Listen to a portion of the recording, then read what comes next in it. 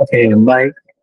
Selamat siang semuanya. Perkenalkan saya Raymond sendiri, salah satu mahasiswa dari Tes Cyber Asia, di mana di sini saya akan melakukan presentasi terkait menjawab soal UTS. Intinya saya akan melakukan presentasi dan akan saya share screen terkait materi yang sudah saya buat dan saya akan sharing ke teman-teman ya. Mata kuliah yang saya ampu untuk sesi kali ini, di mana mata kuliahnya adalah metodologi penelitian teknologi informasi. Jadi nanti saya akan melakukan share screen terlebih dahulu agar dapat dilihat juga. Baik, baik. Ini adalah share screen yang saya lakukan nantinya untuk presentasi, di mana sini presentasinya saya memiliki judul adalah Sistem Cerdas Diagnosis Penyakit dari Komoditi Padi tersebut ya. Di sini uh, apa yang dilampirkan dari dosen terkait instruksi yang disuruh untuk dibuat presentasi. Baik, selanjutnya eh, komponen utama dari presentasi ini ialah satu masalah sistem, di mana eh, masalah sistem sendiri adalah keterlambatan dan tidak keakuratan diagnosis penyakit tanaman yang dilakukan secara manual ataupun pengamatan visual mata telanjang. Jadi masalah yang kita fokuskan saat ini yaitu nomor satu adalah di masalah sistem. Jadi banyaknya dari masalah-masalah yang ada di komoditi padi sendiri terkait dengan penyakit dari padi tersebut ya. Jadi dengan adanya saat ini masalah itu sangat sulit untuk diatasin. Nah, kedua ialah metode metode usulan di mana di sini kita menggunakan algoritma deep learning, arsitektur CNN ataupun convolution neural network untuk klasifikasi citra otomatis. Nanti saya akan jelaskan juga untuk poin kedua. Selanjutnya yaitu poin ketiga, di mana tidak ada outcome atau capaian, di mana aplikasi ataupun sistem cerdas yang mampu mendiagnosis jenis penyakit padi dengan akurasi tinggi, kurang lebih dari 90% secara real time. Oke, kita akan lanjut. Nah, selanjutnya, nah di sini ada latar belakang kenapa saya melakukan pembuatan presentasi ini adalah di mana uh, poin pertama itu adalah urgensi masalah, poin padi adalah komoditas pangan utama, di mana kedua adalah serangan penyakit seperti blast, hawar daun yang terlambat ditangani menyebabkan gagal panen massal. Yang terakhir adalah kebutuhan akan ketahanan pangan, menuntut perlindungan tanaman yang cepat dan tepat. Dan poin kedua adalah gambaran masalah ataupun adalah poin yang saat ini ataupun secara lama yang digunakan adalah oleh kelompok tani tersebut. Itu petani sendiri masih bergantung pada penyuluhan lapangan yang jumlahnya terbatas. Kedua, identifikasi dilakukan secara manual, jadi mereka melakukan pengecekan, terus juga pengalaman-pengalaman yang lama gitu, berdasarkan penglihatan subjektif petani. Jadi tidak secara akurat gitu.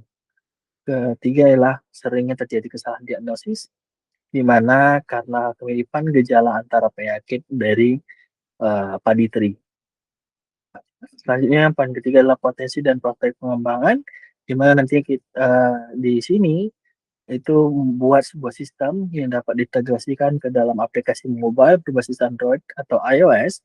Kedua adalah dapat dikembangkan lebih lanjut dengan teknologi drone untuk pemetaan penyakit di lahan luas, jadi bisa di mapping komoditi-komoditi padi tersebut ya. Selanjutnya juga mendukung konsep smart farming 4.0. Rumusan masalah. dari penelitian ini adalah pertama adalah kelemahan dari cara sistem manual ataupun konvensional tadi, kedua adalah dampak kelemahan tersebut. Kelemahan cara kerja sistem ataupun manual ataupun secara konvensional yang memiliki adalah subjektivitas yang tinggi, di mana diagnosis bergantung pada pengalaman individu seperti yang saya mention sebelumnya, sehingga tidak standar. Kedua adalah keterbatasan fisik, di mana mata manusia memiliki batas kelelahan dan kesulitan membedakan pola mikro pada bercak daun komoditi padi tersebut ya.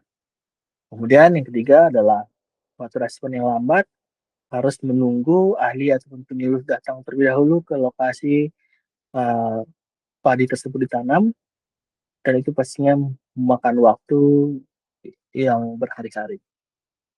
Dampak kelemahan tersebut adalah kesalahan penanganan, di mana pastinya ada salah diagnosis berujung pada pemberian pestisida yang salah dan mengakibatkan jadi pemborosan biaya ataupun kerusakan dari lingkungan tersebut.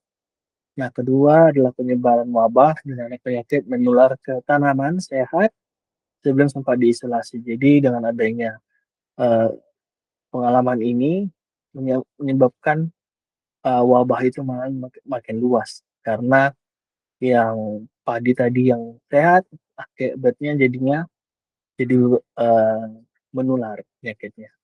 Ketiga adalah kerugian ekonomi di mana penurunan hasil panen secara signifikan hingga risiko gagal panen total. Nah, ini pastinya kalau seandainya kita masih pakai sistem secara manual, jadi mereka ataupun komoditi petani tadi masih pakai sistem manual dan mengecek dan menunggu dari uh, orang-orang yang memiliki pengetahuan tinggi terhadap penyakit. Nah, akibatnya mengalami kerugian dan akhirnya panennya gagal total. Kemudian tujuan penelitiannya di poin pertama adalah mengembangkan model cerdas, di mana membangun model machine learning yang mampu mengenali pola penyakit pada daun padi secara otomatis.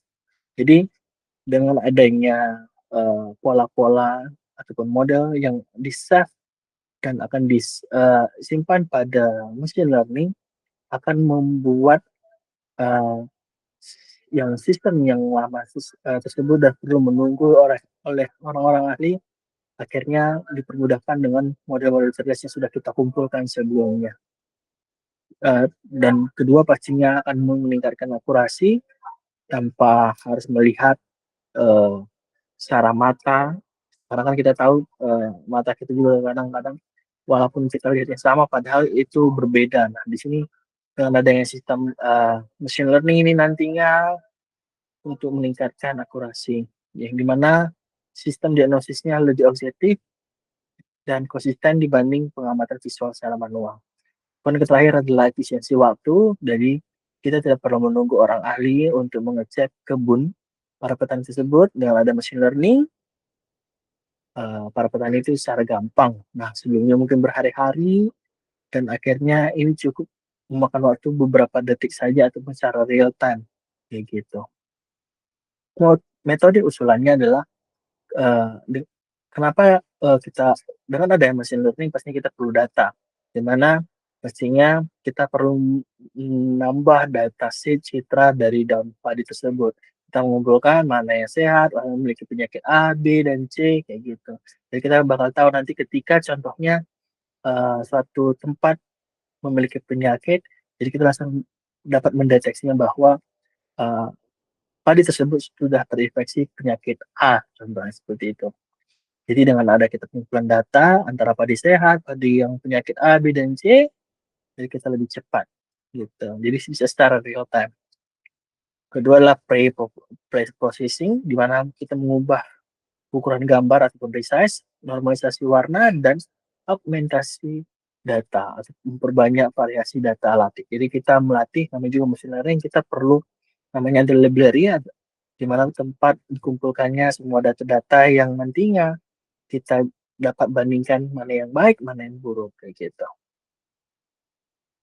Selanjutnya adalah metode pelatihan model, di mana sebelumnya kita sudah mengumpulkan data. Nah, di sini kita melatih machine learning tersebut untuk mendapatkan hasil yang baik dengan sistem Dipelajari fitur unik, bentuk bercaknya, warnanya, teksturnya, dari ribuan gambar daun yang sudah kita ambil tadinya. Dan kedua, kita menggunakan arsitektur CNN, di mana ekstraksi fitur dan klasifikasi. Kemudian adalah pengujian ataupun testing, di mana menguji model dengan data baru untuk mengukur akurasi.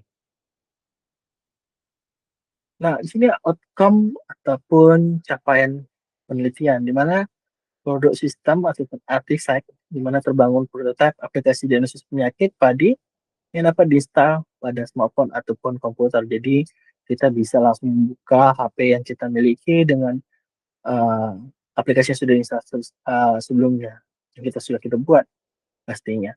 Kedua adalah kinerja terukur ataupun secara metrik, di mana model sistem mampu mengenali jenis penyakit, misalnya blast, brown spot, dengan tingkat akurasi di atas 90%. Nah, selanjutnya waktu proses identifikasi sangat cepat, kurang lebih dari eh, kurang lebih 3 per gambar. Manfaatnya adalah petani dapat merekomendasi penanganan yang tepat secara instan tanpa menunggu ahli. Kedua adalah terbentuk database digital koleksi citra penyakit padi untuk penelitian selanjutnya. Baik, ya. Berikutlah hasil dari presentasi terkait dari mata kuliah ini, di mana di sini adalah fokusnya pada komunitas padi, di mana kita bisa membantu dari komunitas petani tersebut yang memiliki uh, uh, memiliki uh, masalah terhadap penyakit-penyakit dari uh, padi tersebut. Baik, sekian dari saya. Terima kasih. Sampai jumpa di presentasi selanjutnya. Bye-bye.